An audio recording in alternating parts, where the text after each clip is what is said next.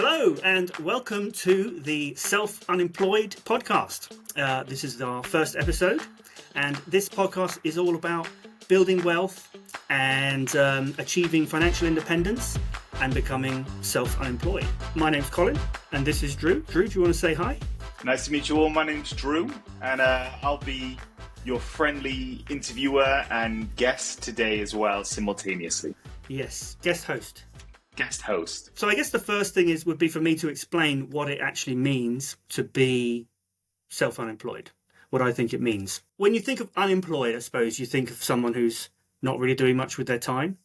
But you could also look at it as someone who's just, if you think of it literally, someone who is not employed. In other words, someone who is not selling their time. So being self-unemployed is about getting yourself to the stage where you don't need to sell your time because you have other streams of income. And then you can still sell your time if you want to, because we want to be valuable people, valuable to society. We want to be contributing. Life's not just about making money. But if you don't have to, if you can relieve yourself of that burden of having to make money to make ends meet, then you have more freedom to be more valuable to society and the people that you meet. I couldn't agree more. I 100% am fully behind the fact that it isn't money that is the answer. And I've got many experiences that can, answer to that as well. So yeah, I'm fully behind you. It's about being of value and adding value to your life and others. And I think the level of financial education among people is very, very poor, and that people can achieve financial independence relatively easily if they start soon enough and keep at it and keep consistency. Maybe not easily, but simply. If you put a few things in place, start investing, and then just give it time, you can do it. Yeah. So of course, I wanted to just quickly trail back to what you were saying about investing time and educating yourselves. It's one of those things that I think is important. And I think it's very similar, me with you. And I think it's something that you very much are talking about is financial literacy and education in that. It's not something you need to necessarily go to uni for and study. This is something you can do yourself. All you've got to do is show a willingness to want to do it. And also then when you're at that point, is figuring out where you are and what step you are. And with that in mind, I'd love for you to talk about the steps that you've created in your self-unemployed list to talk through what it is you think those steps are. Yeah, well, just before I do that, you mentioned going to university and things, and I was saying how it's about kind of the level of financial education is really poor, I think. And I don't really think there is any course or any university degree that teaches this, that teaches personal finance. They teach you how to do a job or how to get skills that will be useful to be employed, but they don't teach you how to get your finances into a situation where you can be self-unemployed or financially independent, So yeah, those 4 phases, which I think are important for self-awareness, to know where you are. In reality, when you go through the journey, or when people go through the journey, that they'll overlap and you'll jump back and things. But let me go through them first of all, so you know what they are. The first phase is to stop money working against you, if you've got debts and things like that. The second stage is to start money working for you, by getting started with investing in a small way to start with. And then the third phase is where I think people really build wealth, and that's where you take on a bit more risk. Now that might sound dangerous, and it kind of is, but you can mitigate that kind of risk by really knowing what you're doing. So phase 3 is about really educating yourself on the type of investing that you want to do and becoming like an expert on it. And then that's where you really build wealth. And then phase 4 is when you've sort of achieved the self-unemployment or financial independence. And then you're going to want to start thinking less about growing your wealth, but protecting it, reducing your leverage if you do have some debts. Yeah, so phase 4 is about protecting your wealth, protecting your wealth and, making sure it is a strong foundation. But also, what are you going to do with all that time that you've got? How are you then going to use that, not just to be lazy and spend it all on yourself, but to be a valuable citizen? Because this is all about enabling ourselves to be more valuable to the people around us and to society in general, more valuable human beings, and leaving the world in a better place than how we found it. So that's what it's all about. Yeah, and just to add on top of that, I think you're so correct, because as you can tell with the statistics of people that win the lottery, you can come into loads of money and want to do a million things, but if you miss step one and step two, I mean, you're just going to end up, as it's proven statistically, to lose all of those funds, even when you're trying to help loads of people. And those two steps are super vital to not only financial security, but to your self-worth and what you're bringing to the table for you and your family. Yeah, exactly. A lot of people, even just regular people, when they retire, they very quickly get bored and depressed, and then sometimes their health can decline very rapidly.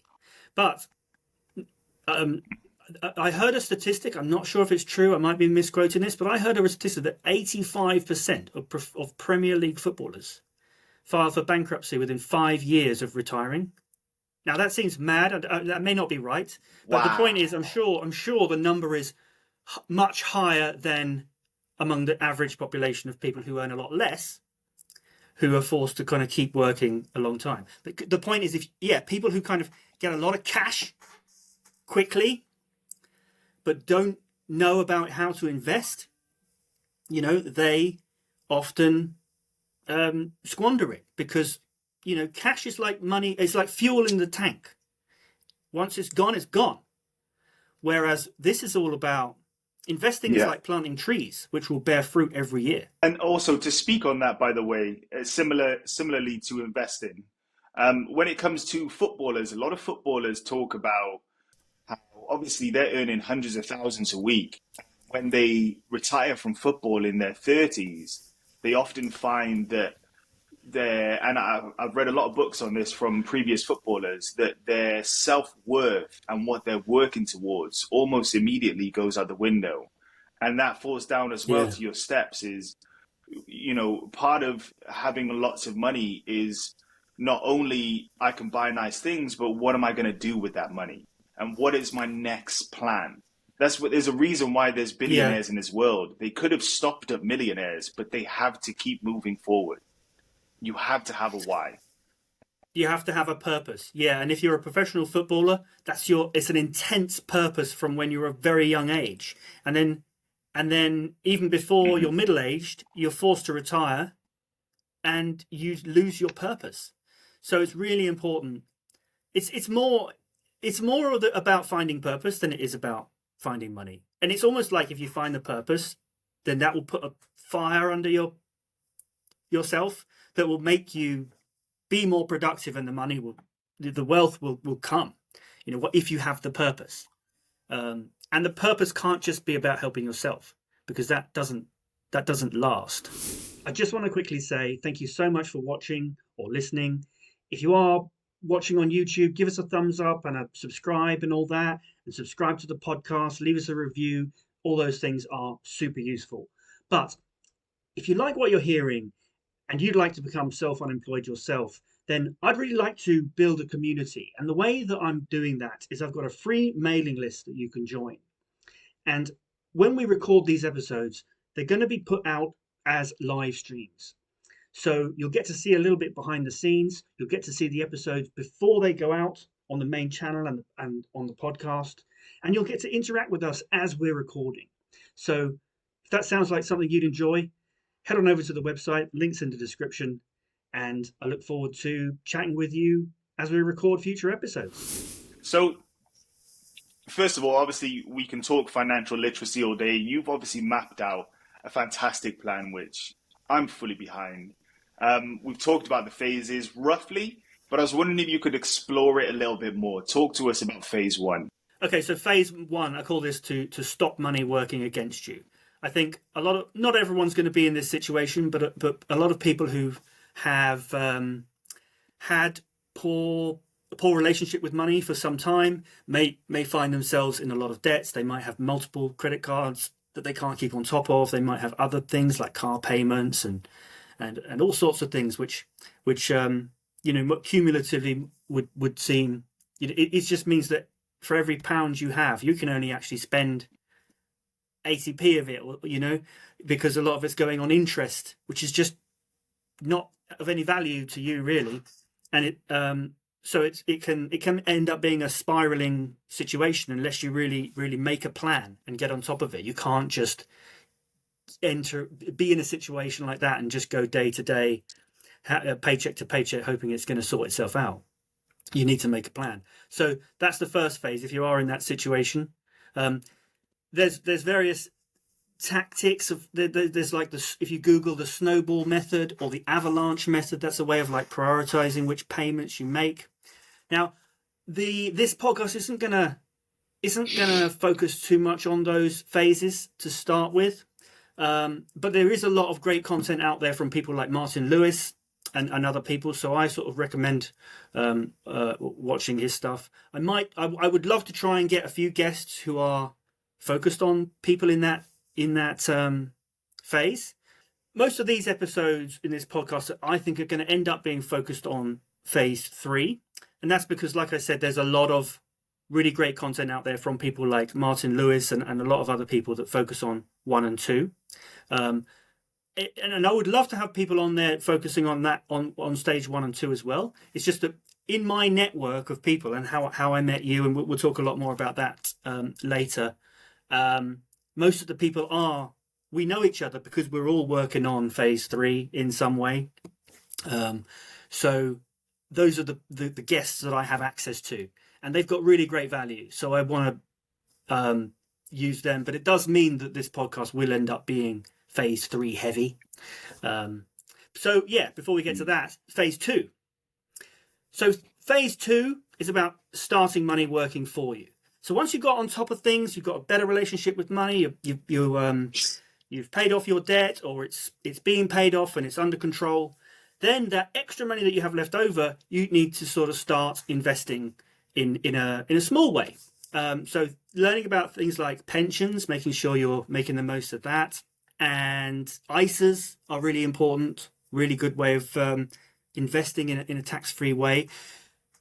And this, you can start with just a small amount, because what's important at this stage is not just to be investing and to get building, investing lots of money. You may not make a lot of money. The important thing is that you start building the habits that will make you a lot of money. That will, so there's things you can do to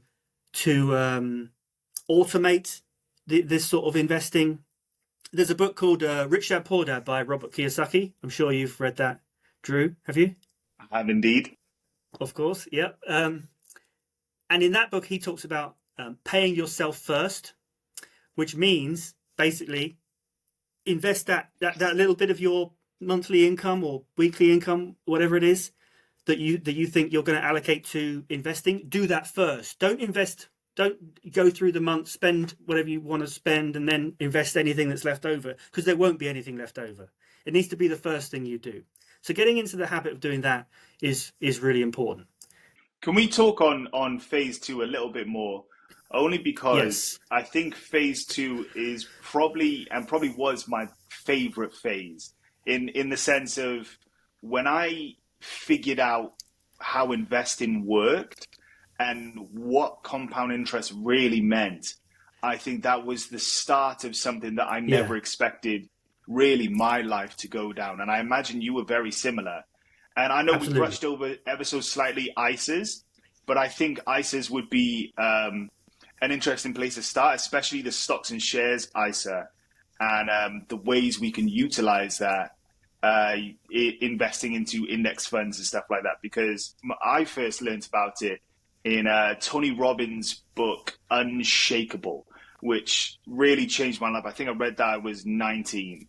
And I think that book was I didn't have money when I was 19, but that book definitely started to make me realize that this is the path I want to go down. And that was probably the trigger and probably the most exciting time for me. And I still utilize those things that I learned from those books early on. And I'm still reading them all the time. And I'm sure you are as well. And I think phase 2 is probably one of the most, well, they're all very important phases, but I think, yeah, the beginning of your investor journey is something that definitely needs a bit more light. What do you think? And yes, so phase 2 is super important. And there's a lot of stuff on phase 2 as well. If you were to Google something called the FIRE movement, so FIRE is an acronym for Financial Independence, Retire Early.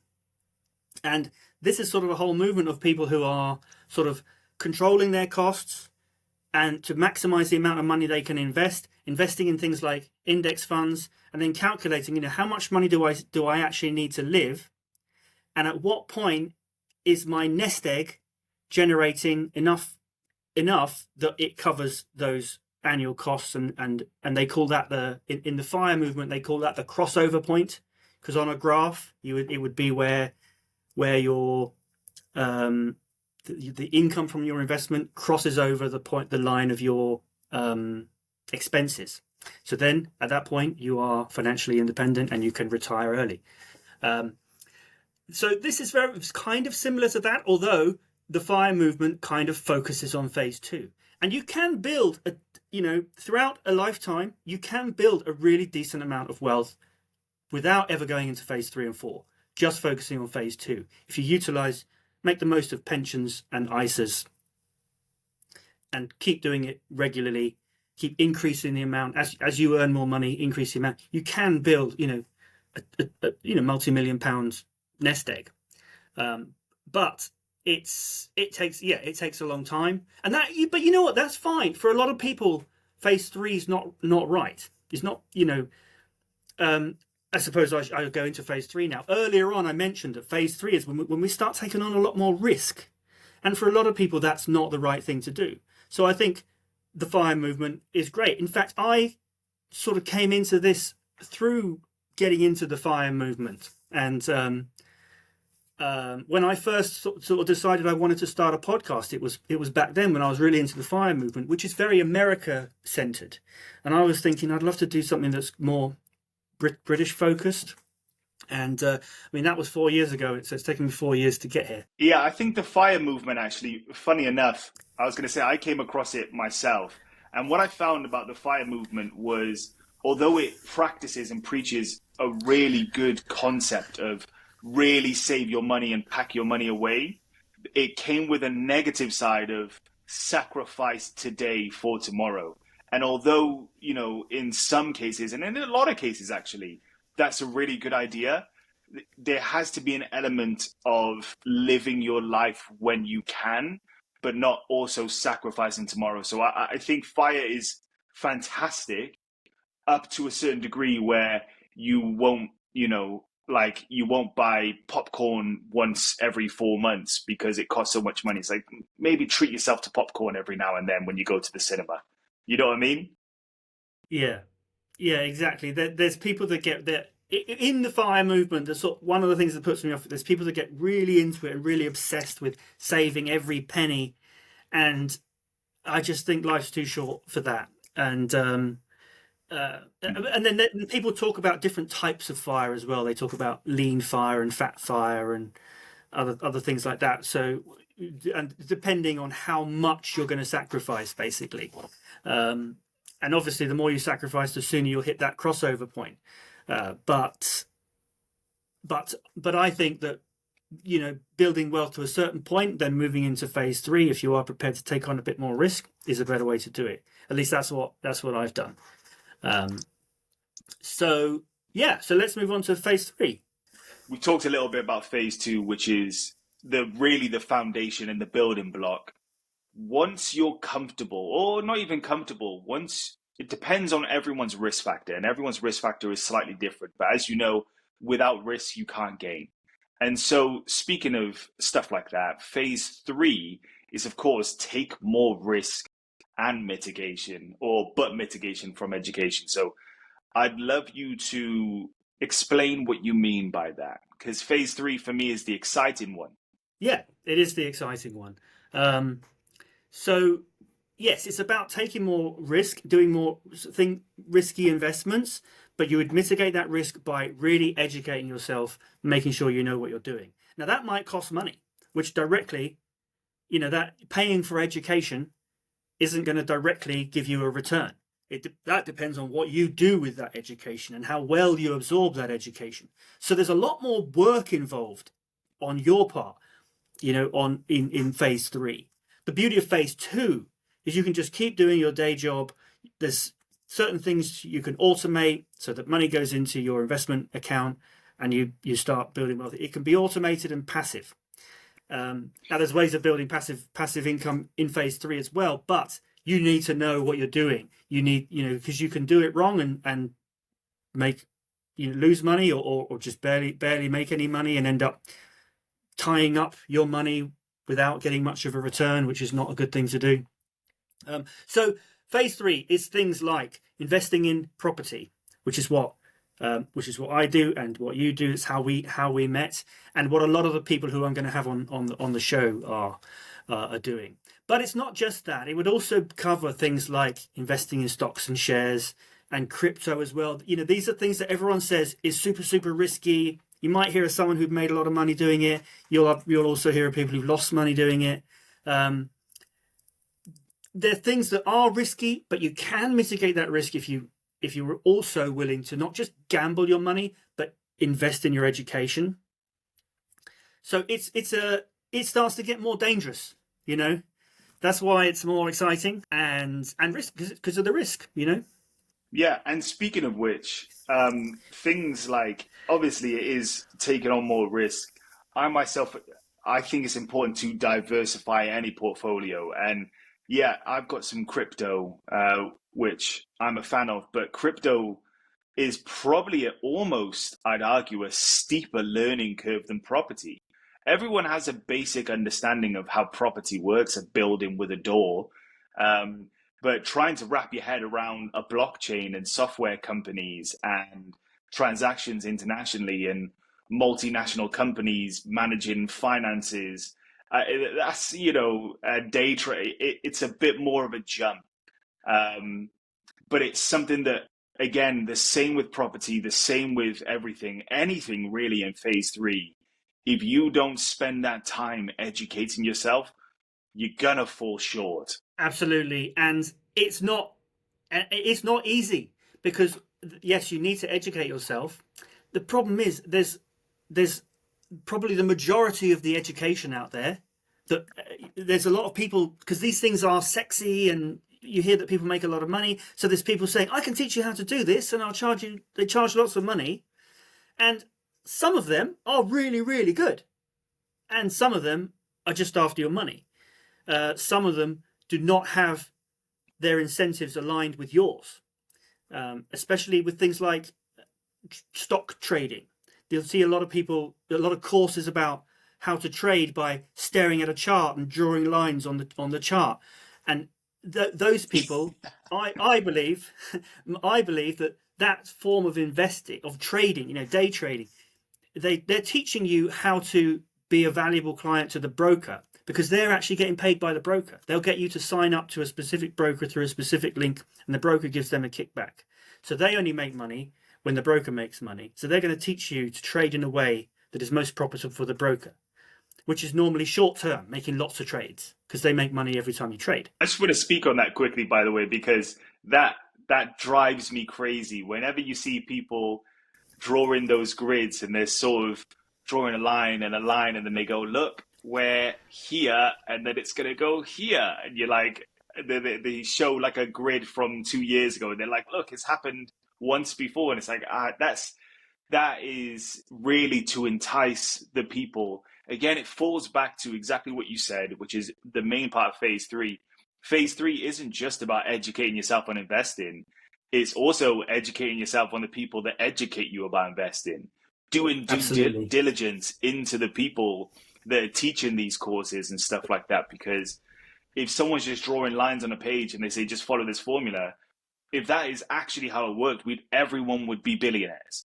And that just isn't how life works. Life isn't just grids and lines and numbers. There is elements to luck. There are elements to educated risks taken. And so, yeah, fully doing due diligence into those kind of people is equally as important, because there's a lot of trade forex with me and blah blah, and 10x your crypto coins if you buy Dogecoin. There's a lot of that out there, and it's understanding, exposing yourself to that is the only way you can understand that it's bad, and going through that fog and understanding and figuring out who really is behind you and who really wants the best for you, as opposed to a TikTok influencer that's just trying to take your money. Yeah, absolutely. You need to find a sort of a community, an education resource that's got a community around it with lots of people that you can see have been successful in that community. And with going back to stock trading a bit, when people break it down to this, just looking at a chart and drawing lines on a chart and looking at support and resistance levels, you've got to remember the stock market is about all shares are a company, and the company has products and customers, and it makes money if they're giving value to the customers by providing good products and services. So you've got to be looking at that. You've got to think, when a company comes along and makes a product that's amazing and has the potential to change the world, kind of like what Amazon did when they launched in the late 90s, or what Apple did when they launched the iPod, which then became the iPhone and iPads and all that. And Tesla, when they said, we think electric cars are the future, and they turned out to be right. That's the kind of opportunity you need to be looking for. World-changing, world-serving products. Not lines on a graph. That's just nonsense. You might as well look at your horoscope to see what the market's going to do. It's got nothing to do with it. So yeah, that's what phase 3 is about. Finding the right education to take on that more risk to mitigate it. But it's so hard, because even finding the right education is a minefield. Also, can we say on phase 3 as well, when it comes to finding education, you don't just sort of find one source of education, learn that and call it a day. This is something that is every day. Like, once you're committed to improving yourself and developing yourself financially and also internally, it's something that you should focus on every day. I never stop listening or reading books, listening to podcasts, financial outlooks. I get notifications every day from Yahoo Finance, for example. It's something that you have to love doing it. You have to find comfort in these kind of things. Otherwise, you're just going to do one course, watch a couple of videos and think that you're an expert, and that's where you get caught out. That's the issue. Is you have to be fully on top of things. Things change every day, especially finances. You have to be on top of it, and that's very much, I think, deeply embedded into your phase 3. Is education isn't a one-time go to uni, get a degree and you're done. This is a constant for the rest of your life. You've got to learn to love it. Yeah, and one thing I'm going to say here is that I reckon most of the people watching this or listening to this as a podcast do have some of that obsession, because that obsession leads you to podcasts and YouTube videos and things. So yeah, people are doing the right thing. People who are listening to this are already doing the right thing. So if you are listening, this will be a good time to do a little pitch.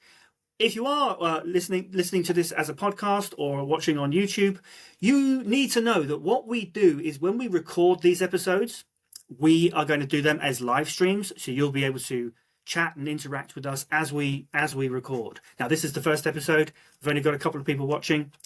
Shout out to AJ. But yes, we're hoping to grow that audience and community that would join us or as we are doing these interviews with the guests, so you can interact and be part of the show. But you can only do that if you sign up to my mailing list. You'll find that at the website selfunemployed.co.uk. I'll put a link or something somewhere. There'll be a link in the description as well. So yeah, join us in the live streams as well as the podcast. You missed an opportunity there for a click the link here. Yeah, but I don't like that. I don't like that. I don't like it when they do that, because I've seen so many videos where people say, "Oh, click the link here," and it isn't there. So I don't want to do that. So, of course, phase 3, phase 1 is obviously understanding what you want to do. Phase 2 is the meat and potatoes. That's where we're going. Phase 3 is taking the risks. So maybe you put some cranberry on it instead of apple. Talk to me about phase 4. Phase 4, I think, is very much the dessert, the tiramisu, the Vicky sponge. Talk to me about phase 4.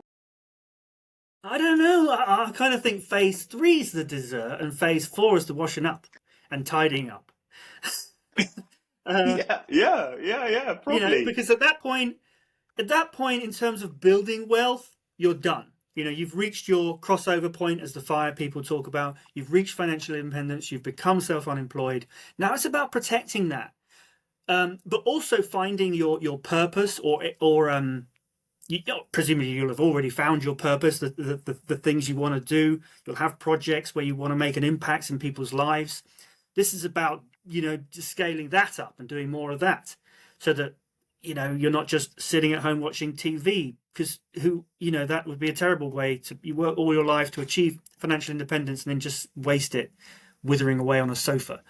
That's not what this is all about. This is about having a really developing and building and finding a much higher purpose, and being able to have an impact on more people's lives. Yeah, brilliant. Okay, so talk to me about that. So let's deep dive phase 4 a little bit and what it really means to be in phase 4, because of course phase 3 is the risk taking, the education, assuming, and for the people watching, assuming that phase 4 means you're done. If not, expand on that for us a little bit. Well, look, I'm not in phase 4. And I don't know many people who are. So this is purely theoretical from my point of view. But this is kind of like what I'm planning to do in the future. Phase 1, phase 2 are sort of, for me, I've been through that. Phase 3, I'm in that now. Phase 4 is more like I'm trying to plan what I'm going to do. We've talked about debt, but one thing to realize is there's good debt and there's bad debt. Now, things like credit cards that have a really high interest rate, 20% plus, this is all bad debt. But also, it's not just about how much the interest rate is, it's about what you use the money for. If you're using money, if you're putting going on holiday and putting that cost on a credit card, that is bad debt, because you've got nothing to show for it after you come back from holiday apart from some memories. Not that there's anything wrong with that, but it's bad debt, and good debt is things where you borrow some money to invest it, and then with the expectation that the return on that investment is going to be higher than the cost of the investing. So something like a mortgage, or if you're borrowing money to start a business, although that's a bit more risky, that sort of thing could be classified as good debt. So when you get to stage 4, you may have a lot of good debt, which you might want to pay down, because even good debt can be risky if things change. I mean, we saw, in this country, we've had a sharp rise in interest rates over the last couple of years. If you have good debt, it can sort of become bad debt if in that situation. And now I think there's a lot of landlords and things who are in that situation where their business model doesn't work anymore because they're over leveraged.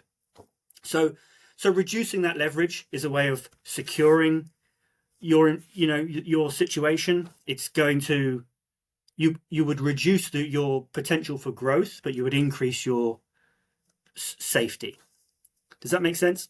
Yeah, absolutely. And especially when it comes to over leverage, especially speaking to landlords, we don't know what the government might do tomorrow.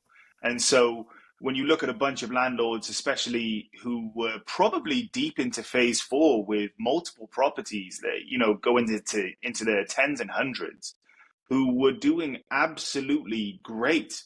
And we could even go back to 2008. Up until then, those landlords were living their best lives, having a great time, traveling the world. 2008 crisis happened.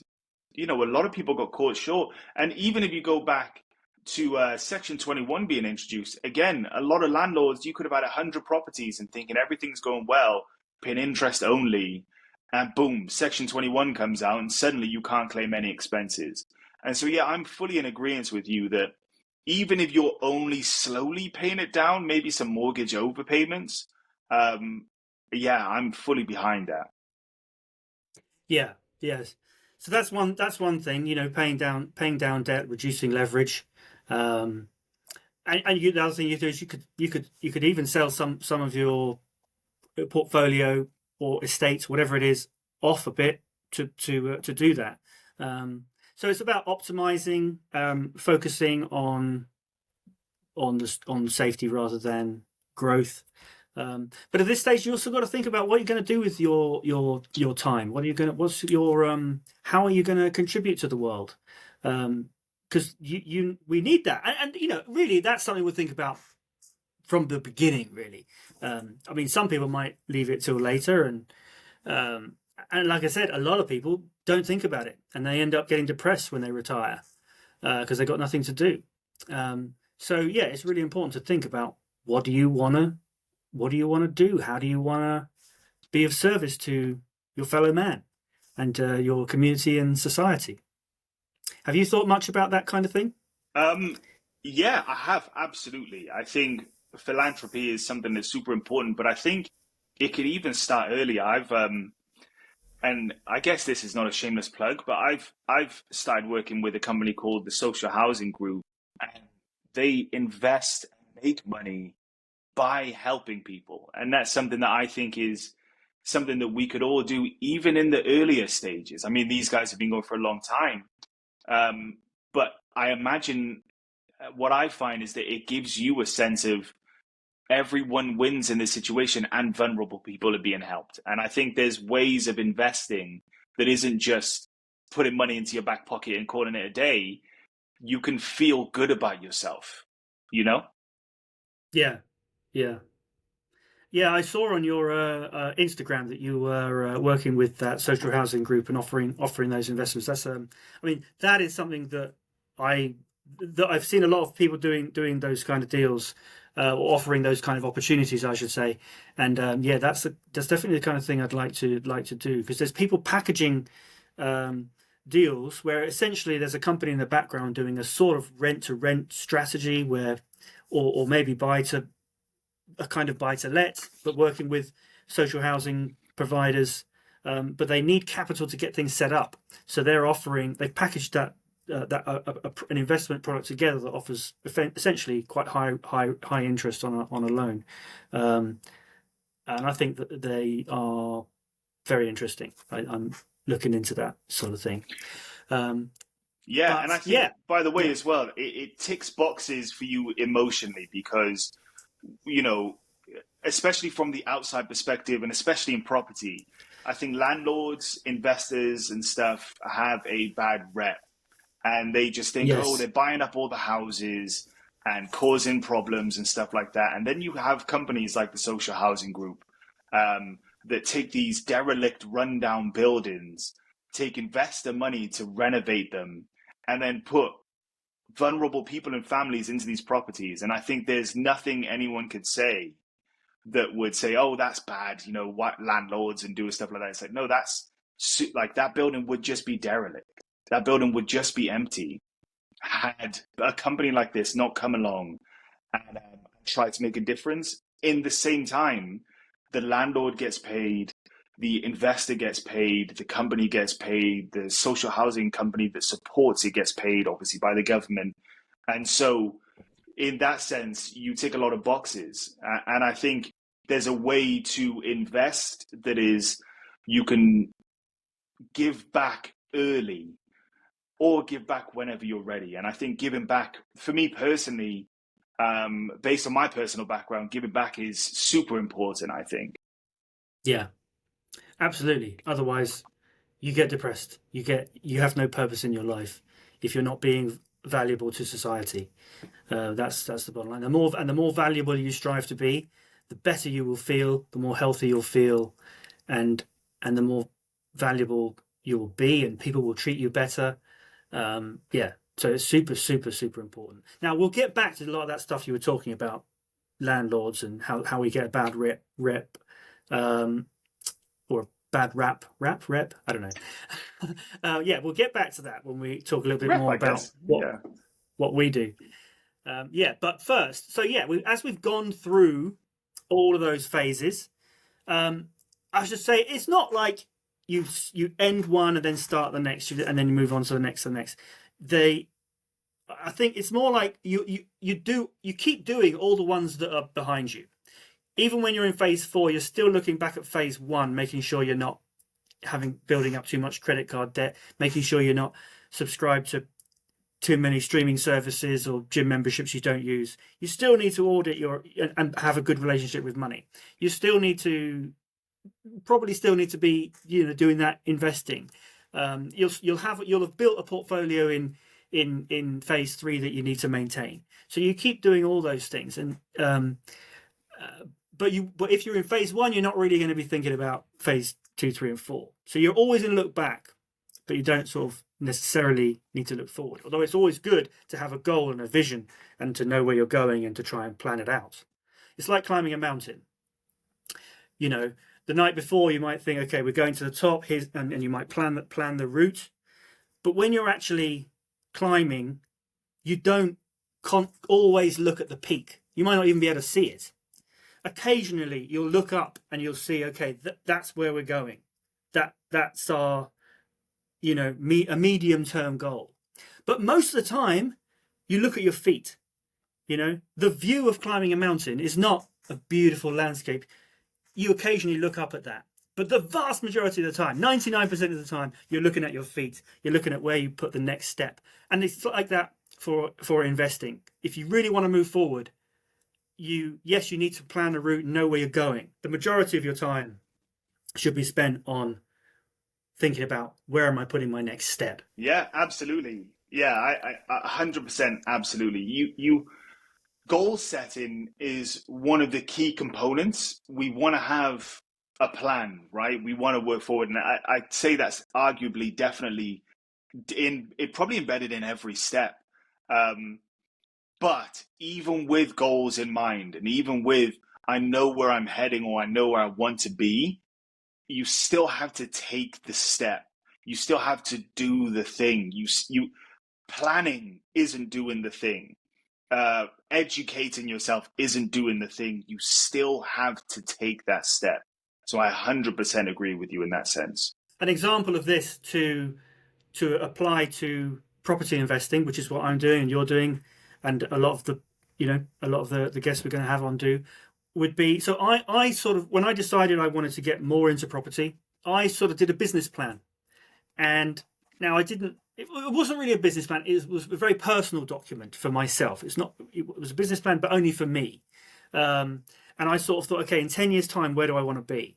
And what I'd love to do is buy a sort of big old house, kind of like a stately home, and turn it into a hotel or service accommodation units, maybe have fitness facilities, create a place where people can come and have fitness retreats and create really, really great memories. Now, that is a sort of long-term goal. I don't think about that very often, but I did sort of reverse engineer that and say, how can I get there? And I realized that I was not going to get there the way that I was going, not within that time frame. So I realized I had to change. And this was like the end of last year. So now I've been educating myself a lot more and taking steps to start to accelerate that. But so, yeah, that's my sort of goal. It's not what I look at all the time. I've got projects, medium-term projects. So those would be the equivalent of, like, if you're climbing a mountain, looking up and seeing, okay, I want to get to that point that I can see. I'll be there in maybe 10 minutes, a sort of short-term, medium-term goal. But really the important thing is getting up and saying, okay, what have I got to do today? Where am I going to put my foot today? Those are the most important things that you spend most of your time thinking about. So, yeah, that could be what builders do I need to come in today, or what contractors do I need to get in today to this project, or do I need to call my mortgage broker today? It's the day-to-day things that we spend the most time on that need to be the majority of our focus. It can also be an earlier step, by the way, because although it is what contractors do I need today, it could also be I know I need to make 10 phone calls today in order for what I want to happen to come true. I need to make 20 phone calls today. So it can be as early as that. And I'd say arguably that's still in phase 3. It's in the same zone as what's the next property that I'm going to buy. Because like you said, taking those actionable steps towards the goal that you've already set for yourself is key. And if you don't have that goal set, you're going to be taking steps in a bunch of directions. Now, don't get me wrong. Taking steps in any direction is still good because you're taking action, but unless you need to set those goals. Yeah, absolutely. And that's what I mean. So when climbing a mountain, that would be the equivalent of looking up every now and then, seeing somewhere in the distance, but within sight, and thinking, okay, I need to get there. I'll be there in, but that's a sort of short to medium term goal, rather than thinking about you might have in your mind a vision of where you want to be in 10 years, but you don't think about that on a day-to-day basis. But it's important to have it in your mind. Now, I don't really believe in the power of, I want to talk about manifesting a little bit here. I don't know what you do. Do you have any thoughts on manifesting? I'm not a big fan of stuff like that. That being said, if manifesting means picturing where you want to be, then yes, but I'm not going to manifest it into reality. I'm going to take those actionable steps. Yeah. So I was going to say, I don't believe in the power of manifesting, but actually I do. I believe in the power of it, but it's the source of the power of it that I would disagree with people like Rhonda Byrne who made the film The Secret, and the books like Think and Grow Rich. They talk about your brain sending out energy waves into the universe, and the universe sending energy waves back on the same frequency. So if you think bad thoughts, bad things will happen, and if you think good thoughts, good things will happen. I think that's bullshit. What I believe is that there is a psychological thing going on. But I do believe that there is a powerful psychological thing going on, but it's entirely in our own brains. It's important to have those goals. It's important to, and I've kind of got a weird example of this. You remember I said my goal is to is to buy a big house and turn it into a hotel and fitness retreat and event where people, a location where people can come and create really great memories. That's my long-term goal, almost a dream, rather than a goal.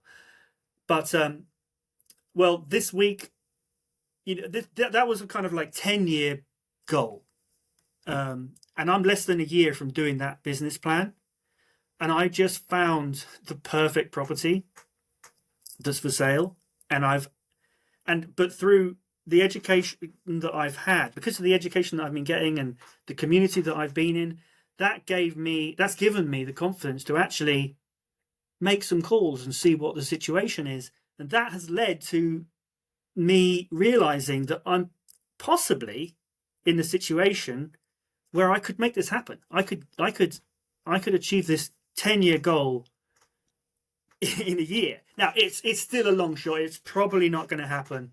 But just the fact that I'm put myself in a position where I'm making a pitch, I'm making a proposal which is being taken seriously, is not something I thought I would be in a position to do so soon. So that, and I think that is a result of that manifesting. So I think there is power in manifesting, but really it's a power it's just purely psychological. It's about organizing your brain, organizing your thoughts, knowing where you're going, having those goals is super important. What do you think about that? Yeah, and just to talk on that, by the way, ever so slightly to go back on to manifesting, I do think it is a case. There is an argument, and definitely, psychologists talk about this, is if you just sit there and think, woe is me, and my life sucks, and I'm never going to be anything, that's probably going to be the case. You do have to take actionable steps to change your life and move forward. And just speaking on this potential project that you have lined up, I understand that obviously this is a 10-year goal of yours. Have you now created a new line after this to say hypothetically and hopefully that you land this deal? Have you created something that's even more hard to achieve yet? And if not, what's your plans? Are you going to create something like that? So this literally happened this week. It's Saturday now. This happened Monday. And yeah, it was kind of bad timing really, because with launching the podcast on the Saturday, that's something that should have taken a lot. This thing has eaten into the time I should have spent promoting the podcast and things. But no, so it's very early days. Like I said, less than a week in. And like I said, it's a long shot. I don't expect it to happen, but it's opened my eyes to the possibilities is the important thing. So no, I'm not at that stage where I'm changing my long-term goals yet. Although it sounds like you may need to. It sounds like you're getting, uncomfortably close to finishing your property dreams. And I think even with even with the idea that it may be close, is time to push that into something a bit more unachievable. And I know that sounds crazy, especially if people aren't ineptly goal setters, but a goal is something the ultimate goal is something we almost never want to reach. Because as you know, if we reach the goal, then we just stop. And that goes back to the footballer earlier. I want to win all these trophies and then retire. And it's like, well, now what? And so ultimately, we want to keep pushing that goal back anyway. Yeah. So, yeah, and absolutely, I will. If suddenly that 10-year goal I achieve in 2 years, I will find a new goal. Yeah, but at this stage, I'm not really thinking like that. At this stage, the opportunity is an opportunity to learn. Like I said, it is a long shot. It's probably not going to happen, but fingers crossed. But what will happen is I will learn a hell of a lot going through this process, the process of putting together a proposal, the process of pitching that to the sellers. That whole process is a huge opportunity to learn. So that's what I'm focused on doing. It's all about learning and educating, so that maybe then further down the line I'll find another opportunity and I'll be better prepared to do that.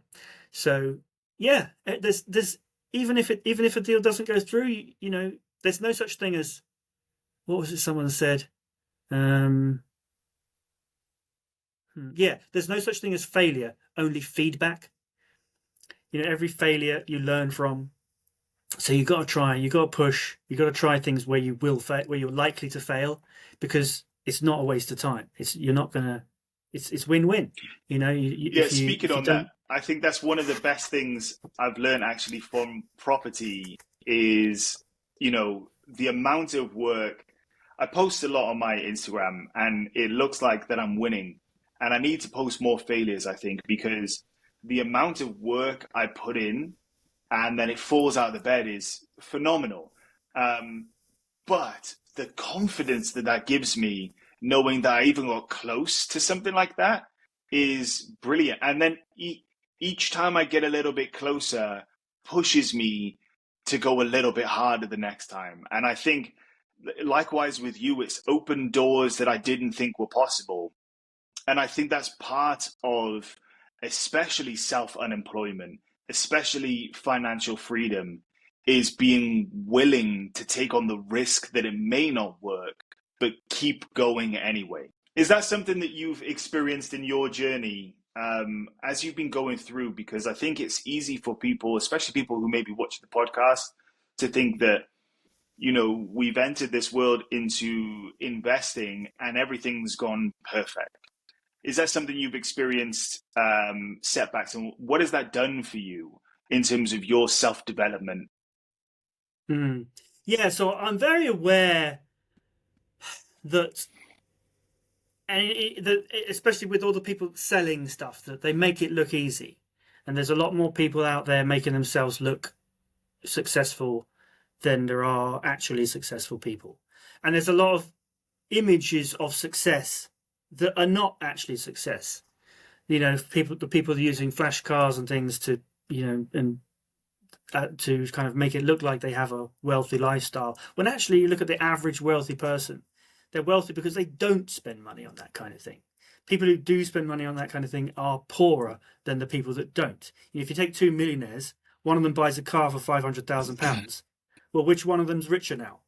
The one that didn't buy the car, um, so yeah, that there's a really good book on that sort of thing called the Simple Path to Wealth, I think it's called.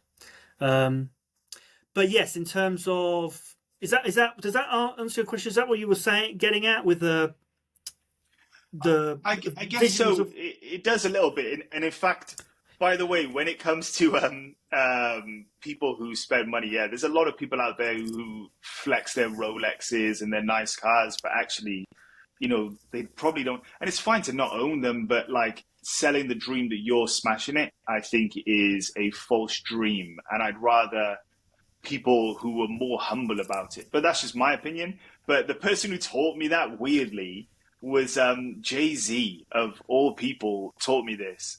Back in the early noughties, late 90s, he wore a lot of chains and jewelry and big bling and stuff like that. And suddenly, as soon as he almost entered that billionaire status, the chains disappeared. And I can't remember the exact interview, but he said something along the lines of, how many billionaires do you know that wear gold chains? And I was young when that happened, and I was like, oh. And that stopped me. I know it's a bit of a nuts thing to pull from, but it stopped me wearing like Gucci and Louis Vuitton and stuff like that. It stopped me wanting to do any of that. And I was lucky to come across it because it was like, oh no, it's not the appearance of wealth. And he says it in one of his songs. He says, one of the most important things you can have is not money, it's credit. And the ability and access to money to grow yourself. But just going back to that, what we were talking about just then is, when it comes to specifically your property journey, has there been moments of, like, obviously everything goes well to a degree, but is there something where you've had a knockback and it's knocked you and forced you to not want to go forward?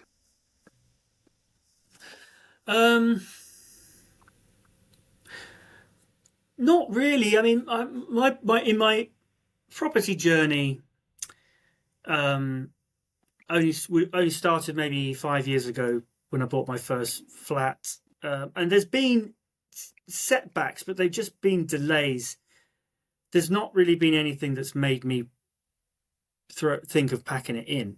I mean, I haven't. Whilst I've had delays, I haven't had any significant losses. So no, I haven't. Thankfully, but a lot of very successful people have been bankrupt multiple times, and those experiences, they say, contributed to them bouncing back. And a lot of people say, I'd rather you took all my money than my knowledge, because with my knowledge I can make the money back. So there's a lot of genuinely wealthy people will say things like that, which, imagine a lottery winner. They're never going to say that. The winnings is all they have.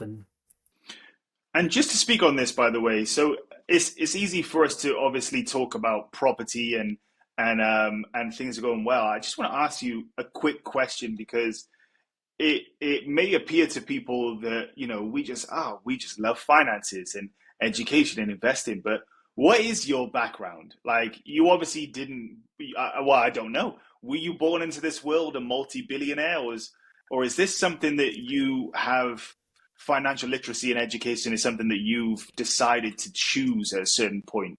And what point was that?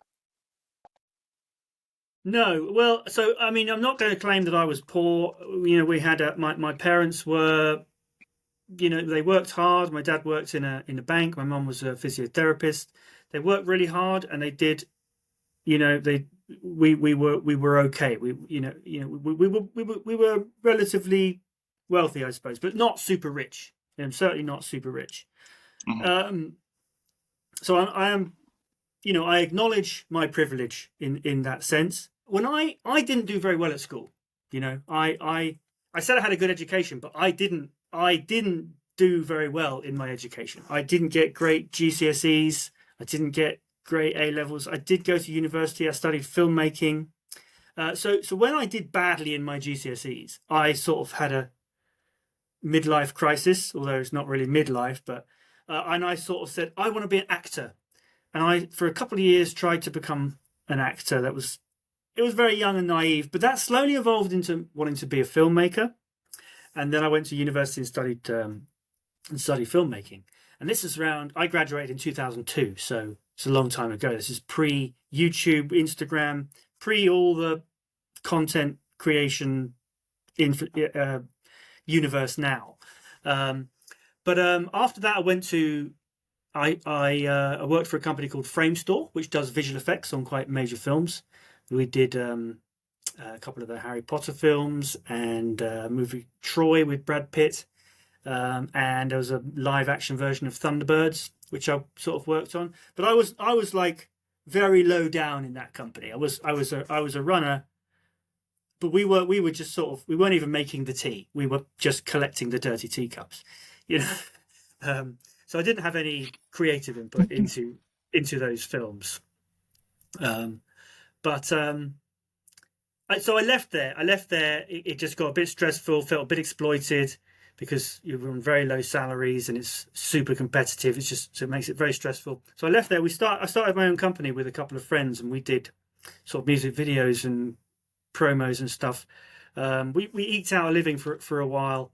And it was during that time that YouTube launched, and that we started a YouTube channel. There's another YouTube channel called Giving It a Go, which you might find, of me, a very young me, looking after chickens in my back garden in London. That was sort of one of my first YouTube channels. But even that, running that business got tiring, and I decided to take some time away and do some traveling, and I ended up teaching English. And after a few months of teaching English, it wasn't long before I then brought in the filmmaking skills and started a YouTube channel where I was teaching English. So there's another YouTube channel out there called English Language Club. If you search for that, you'll find my other channel. That's got about 210,000 subscribers at the moment. So that's been quite successful in a way.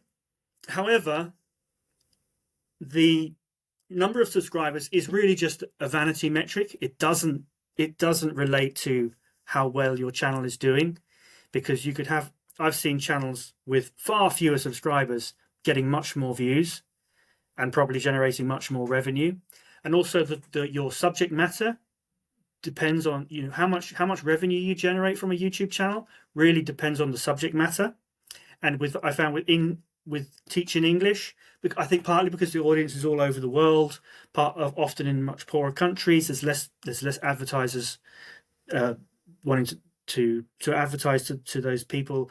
And also, if you had an audience that's super concentrated, it's much easier to get sponsorships. If they're concentrated geographically and concentrated with interest as well, it's a lot easier to make a living from it. Which is partly why I've started this, because it's much easier to. First and foremost, it's something that I think I can bring value to the audience.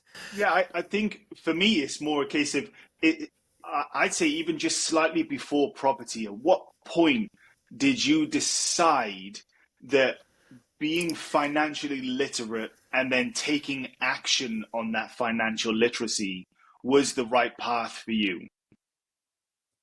Because it's not something everyone takes on. Yeah. Well, I think I bought a flat. I bought my first property, a flat, which was just a flat to live in 2019. And I suppose I'd started to think about my finances a bit better. I mentioned that I travelled, but I'd sort of been back in the country for a few years. Then I was starting to get things back into a routine, I suppose, and get into the position where I'm able to start thinking about my future more. And that's when I got into FIRE that we already talked about. That's when I got into the financial independence, retire early movement. So that's when I started investing. But I didn't really just go down the index fund route. During that time, I suppose this is before really 2017 onwards, I had discovered Tesla, and I just thought, they've got a great product. This is the product that has the potential to change the world. And I just couldn't justify investing in an index fund when I could invest it in Tesla with all that opportunity, although there was a lot more risk. Now, I'm not sure I'd advise people to do that, to go all in on something that is higher risk like that. But then, but that's the sort of, so yeah, I sort of did phase 2, but really I was kind of doing phase 3 in a way. I kind of merged phase 2. I had a bit of phase 3 in my phase 2, I suppose. I took a bit more risk in my phase 2. And that obviously did really well. And then that led me to being able to invest in property and invest in myself. And so with that in mind, obviously you took the risk, which is, especially with Tesla at the time, it was quite a big risk, but a mitigated one at that, or a well thought through one at least. Was property always in the mind? Was that something you always wanted to do? I personally think that a lot of people have the idea of buying a house and doing it up and putting a family in there. But is that something that was property at the forefront? Was it always to work towards that? I guess there were seeds sown very early on. Well, I remember I did work experience in a bank. When at my school, when they said, okay, we're arranging all people to do work experience, I was sort of the last one to get things organised, and I ended up with the crappiest placement, which was in a branch of the bank that was just down the road from the school. But I do remember then that guy talking me through mortgages and telling me about buy-to-let mortgages, which I think were actually quite new at the time, revealing my age. So that was sort of a seed. But also, when I was a few years later, my parents moved to America. My dad's job sent him to America, and even though I was still quite young, they thought I was just about old enough to live on my own. So my parents moved out. I didn't move out of my home. My parents moved out first. I think I'm quite unique in that sense. So when they did that, they rented out the home that I grew up in. So that was that planted a seed of seeing, so you can actually make money by renting out a house. And I always thought that's something I would do one day. But I didn't get around to buying a property till I was 40. I'm 45 now. So yeah, back in 2019, I was 40. And that was a flat. And I always thought, okay, I'm going to buy this property, but I'm not going to sell it. When I decide I want to move out, because it's not somewhere I want to live forever, but I want to buy something that I will want to keep and can rent out. So I bought a little flat. It was in like a block of 2. And then a few years later, the flat below me became available, or the other flat of the block. And by that point, I'd made quite a lot of money with the Tesla shares. So I bought that as well, because I thought it would be good to have the 2 together. That may have been a bit naive. Having the 2 together wasn't really that valuable. And these properties have been slightly problematic, although they are great little flats. There's some slight problems with them, which I'm not going to get into. Just would take ages. but that relates to sort of releasing the equity from it, in order to then to get a mortgage and keep investing. So I may have been better off not buying something else, but still that got me. I suppose the second flat was when I became an investor. The first flat I bought was just to buy my home, so not really an investment. Second one was an investment. But then, I guess things snowballed from there. So then I thought, I started watching YouTube videos and things. I learned about the strategy called BRR, which stands for Buy, Refurbish, Rent, Refinance, where you buy a house with a pot of cash.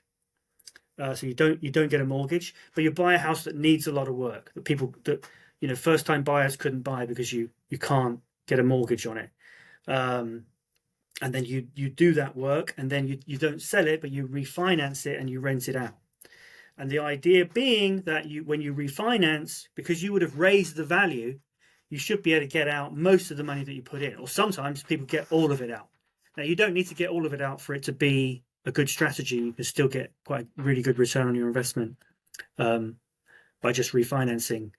I started to get into that and do that. So I took some more of the Tesla money. But I did this up north, in the north of England, bought a house in County Durham, and the property up there's a lot cheaper. So the strategy works quite well. But obviously I was hundreds of miles away, so I couldn't be there doing it. But I found a company that basically offered the service where they source the property, they manage the renovation, and then they also have a letting agent. So I worked with them on that. And then once I'd owned the property for 6 months, I was able to refinance, pull out most of the money, do it again. So spend the same money a second time. And that's the beauty of the sort of strategies that you can learn about if you educate yourself in property. And I'm now on the third project in that BRR string. A lot of the time it comes from someone who has purchased their property or the home that they live in, and maybe they did a little bit of work and it went up in value, and they were like, oh, it's that easy. Like, now obviously it isn't that easy, but for some people, for a lot of people, especially that I've met, that is a lot of the ways that they've got in is through their own property. They got, oh, there's something to this, like maybe I could keep doing this. I can't imagine anyone wakes up in the morning or grows up as a kid and when they're 6 years old and say, oh, I want to become a landlord. I can't imagine that is like a very common dream. But we all sort of end up there. Sorry to interrupt. Can I just say, I really hate the term landlord because it so doesn't describe what we do. We don't lord over land. It's not like that anymore. Maybe it was 500 years ago or something. I prefer to call it what I do. A more accurate description of what I do would be housing provider or home provider. I take properties that are ruined, that are destroyed, that no one, the one I've just done is certainly, but normally there's got to be something really wrong with it in order to be able to add value. The idea of, and maybe this worked in the past, just buying a turnkey property that someone else has renovated or was already still in very good condition, they're just buying that and then renting it out.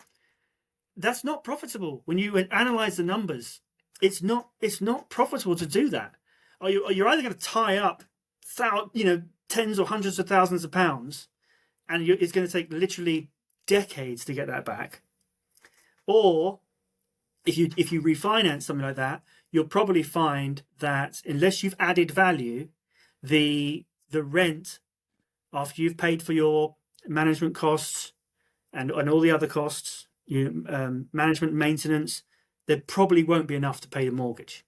So unless you're raising the value, nowadays, especially with the higher interest rates, it's not as easy as people think. And again, we talked about bad education earlier on. There's a lot of bad education on property, and you see all these TV shows, Homes Under the Hammer, and programs where they just do flips and stuff. They're just they lie about the numbers, definitely. Just not because they're trying to be misleading, but they just need to kind of simplify things, because in reality things are a lot more complicated when you talk about refinancing and stuff like that. And also maybe people are using bridging finance and stuff, which is they don't want to get into all that stuff because that just makes things really complicated. So, but it ends up making a misleading view of things, and I think people are out there thinking that being a landlord's easy and being a landlord must be greedy, and they don't see the value of what we do. I'm taking houses that people can't live in, people can't buy them. First-time buyers can't buy these houses because they would need a mortgage, and a mortgage company won't lend on a property like that. So I'm taking properties that are out of the housing stock and bringing them back into the housing stock, and that is good for the market, and it's providing a valuable service because it's providing homes that didn't exist before to society. So I think this is hugely valuable. But it is frustrating. I'm fully behind that because I feel there's definitely a lot of animosity towards people that own properties. And yes, of course, in any industry and in any area that you go in, whether it's property or a librarian, there's always going to be people who are out for themselves. But I think, especially with what we do, I think we're aligned in the same case of really the money is in the rundown property. And so if I'm taking a property, renovating it, and then putting someone in there, not only has that property now that was decrepit and run down being renovated, but someone gets to live in there. And not everyone wants to buy a property. You know what I mean? It's like there's this idea that we're stealing all the houses or people are stealing all the houses. Not everyone wants to buy. And also buying sometimes isn't the smartest way forward to buy your own property that you live in. Because arguably it's a depreciating, or at least it's eating up all your funds. And so, yeah, I'm fully supportive of that. Yeah. And you just said something really interesting. You said the money, what was it? You said the money is in the rundown properties. Mm-hmm. Yeah. So, and yeah, the way the economy works, this is not just property, this is everything. If you've got a company and you want to make money, you need to be valuable to your customers. Your products need to give your customers more value than it costs you to make it, so that they will pay you enough to cover your costs and give you a bit of profit. That's how the economy works. It's not about, so if you want to make money, you have to be valuable. So what landlords do by fixing up these properties is of value to society. Otherwise people wouldn't if they don't need it, they wouldn't buy it. There'd be no opportunity there.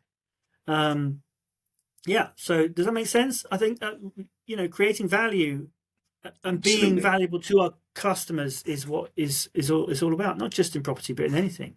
So okay, so Drew, tell me a little bit more about yourself. We've met a few times at some networking events. I know you're into property because they're property networking events, but I don't really know what stage you're at and how you're getting on. So tell us more about yourself. Yeah, so obviously we've met at a bunch of events now, property events, but yeah, my background is I'm not from a finance background, I'm not from an investing background by any stretch. I'm a old school council estate kid that decided I wanted to make a change. And I became a graphic designer about 12 years ago. And then several years after that, I entered into TV and film, very similar to yourself, actually.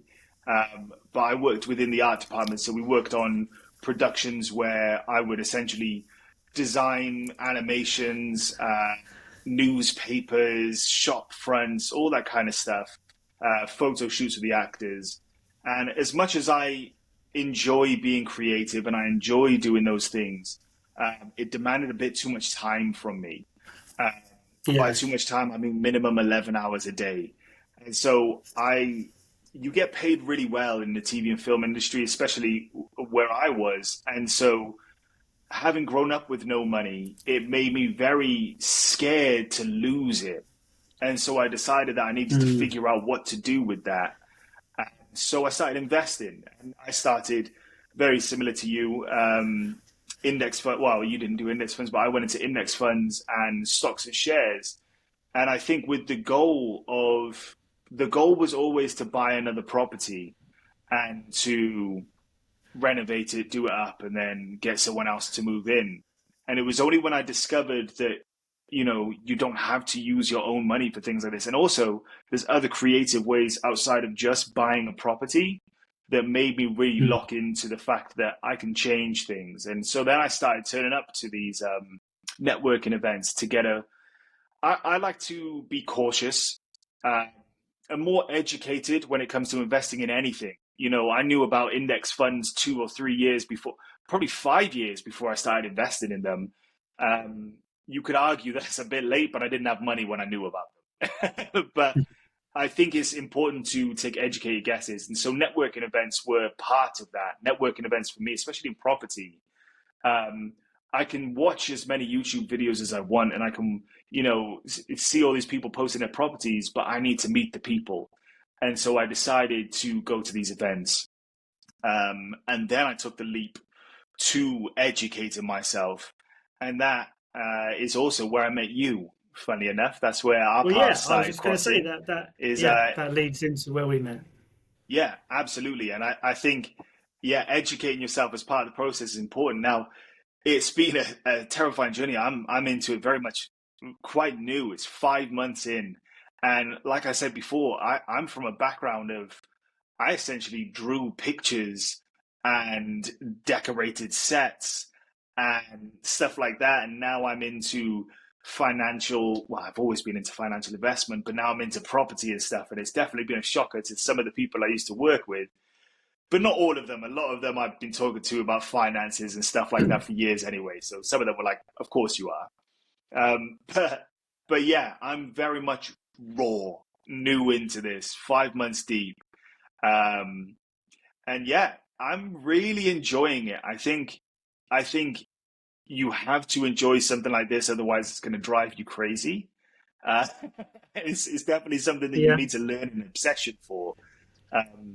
But yeah, I'm very much there, and I've had a lot. Oh my God, you would not believe the amount of no's I've had is unbelievable, and each no almost makes me a little bit stronger, and it's made me go for a bit more ambitious projects.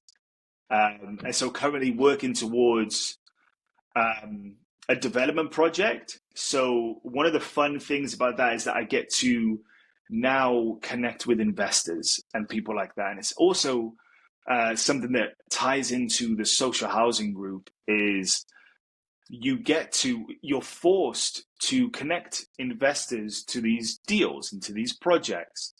And so, this time a year ago, the idea of sitting down with someone and asking them to give me money to make something, or, it was just a foreign, I was taking money to make things previously, but my things now. And I think it's definitely pushed me out my comfort zone. And I absolutely love that. And I think boosting things like that is super important.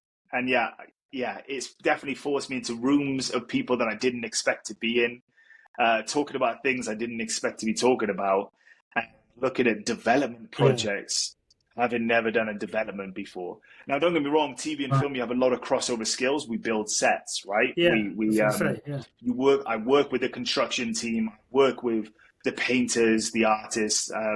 I create designs and stuff to go on set. It's something I've done. So the crossover skills are very much linked to what I'm doing. It just took me a little bit of time to figure out how linked they were. With my TV career, there wasn't, because I wasn't involved in that art department side. And when I was at Framestore, it was all visual effects. So it's all just hundreds of people sitting around at computers. But running my own business was certainly helpful. So there was definitely a lot of skills from that came over, I think. And also managing a team. I ended up being the head runner at Framestore for a little while, and I really learned how to manage a team in those few months. So that was really important. And it's just really interesting how everything you do, even if you then decide to stop it, there'll always be things that you carry over into the next thing. Like when I decided to stop being a filmmaker and become an English teacher, I then ended up starting an English teaching YouTube channel, which was super successful. Well, in its own way, they got a lot of subscribers. It has it's touched a lot, helped a lot of people.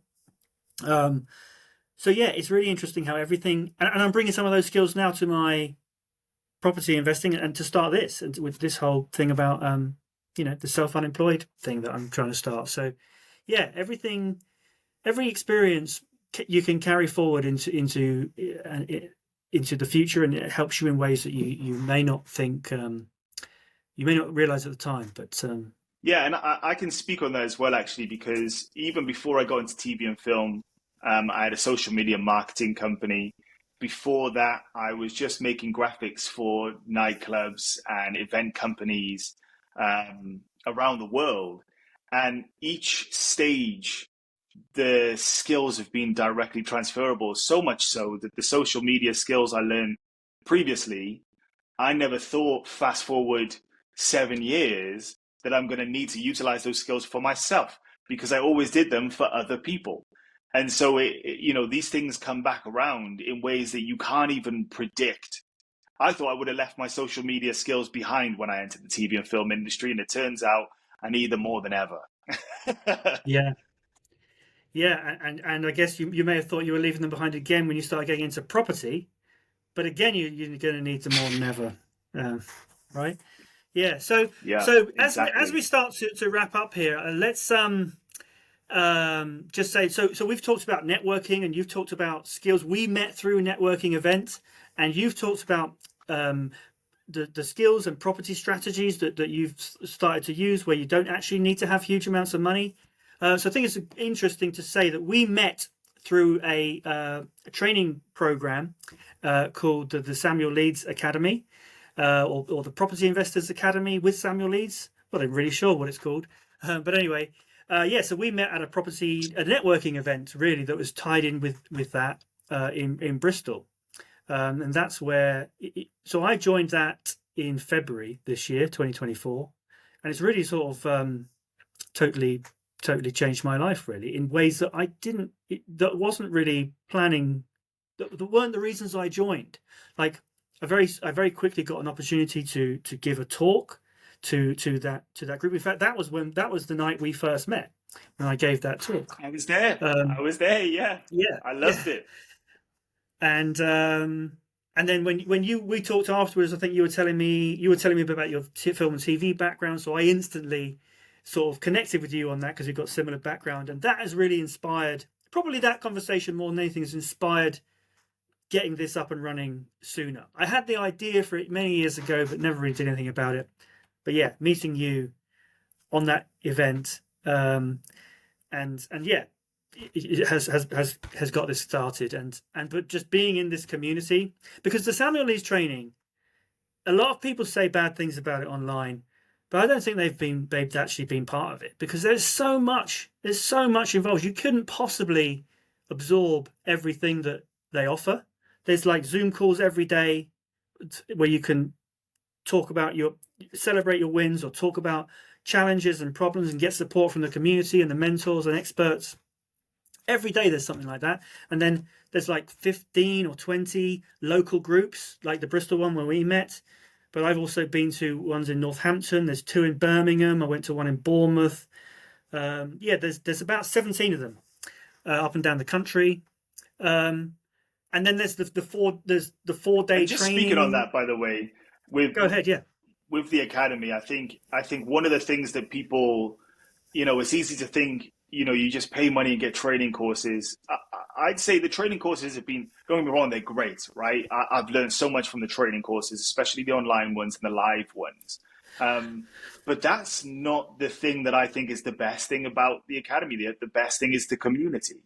Knowing that Yes. I can pick up my phone and call someone who's a multimillionaire, knowing I can pick up my phone and call a solicitor, knowing that you get put into these, like you said, these inner circles, which is where we met in Bristol, and you have all these people, oh God, all these people to draw experience from, and not only can you draw experience from, but want to help you.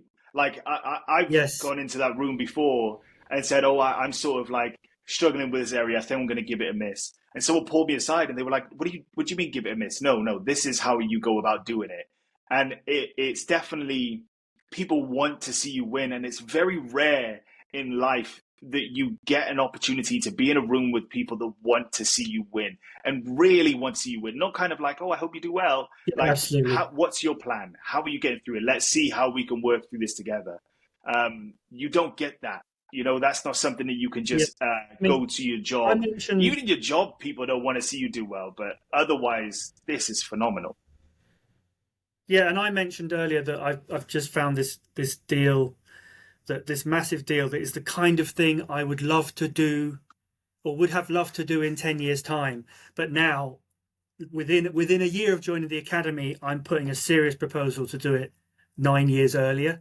And there's no way I would be doing that if I wasn't on the academy and hadn't learned about lease option agreements, because that's what we're proposing, and met the right people that can help me do it, that are going to partner with me on it. So it's been incredible. Even if nothing comes of that, it's still incredible that I'm in a position now where I'm able to just make a proposal on it. So yeah, it's totally amazing. And so if anyone's interested in coming and joining this community and joining, it's very easy to go and see what it's all about. Samuel runs these like £1 crash courses. So it only costs £1 and some of your time. But when I went to the crash course in December, it totally blew me away. The amount of stuff he squeezes into the day, he's not holding anything back. He's not, he's just there are further trainings. There's another 3-4 day courses. So there's 12 days of training that you get once if you join the academy. But that's not that he holds stuff back on the crash courses. He fills that day with amazing information. It's just there is so much more that can be learned. And like you said, the real value of it isn't anything that Samuel does in a way. He does so much, but the real value is the community and the network and the inner circles, going to the dinners. Funny enough, by the way, speaking on that, the £1 crash course I went to was in Birmingham. And I sat in between two people. And the one person on my left, I still speak to now. Like, we talk through what we're working on and stuff. He didn't even sign up, by the way, until much later. Right. And I still speak to him now. Like, we still chat about projects and stuff.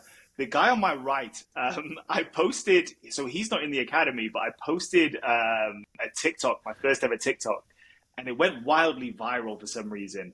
Anyway, he messaged me, we lost contact, and he messaged me on TikTok, and he was like, oh, I was sitting next to you at the Samuel Leeds £1 crash course. How's it going?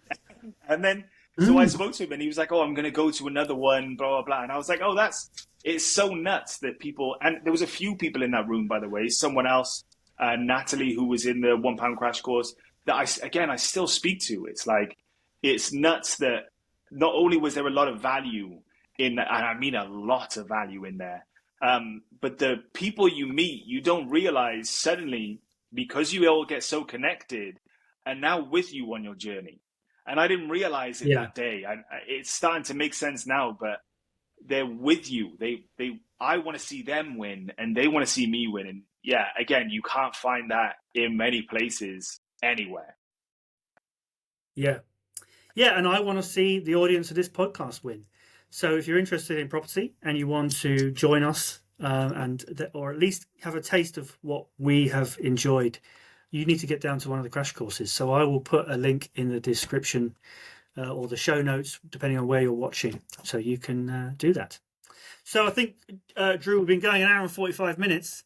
It's a long time. I think we could talk for hours, though. I think so. We're going to have to. I think I'd love to have you as like a regular co-host. Yeah, once every 3 months, maybe we could come back on and talk more about ourselves and our journey rather than our guests' journey, and reflect on what's going on in the academy and with other things, maybe something like that.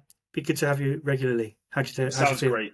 I'm in. I'll do a cameo performance each time. I am well into that.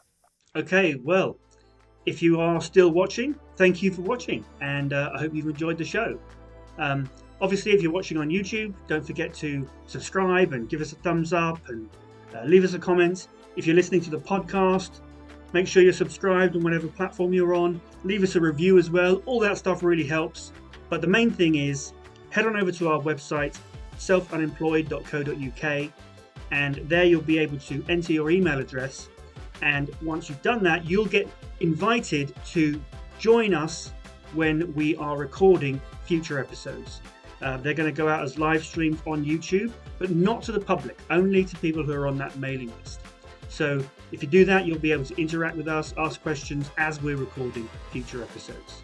So if you're looking to grow your wealth and become self-unemployed, let's do it together. I'll see you next time.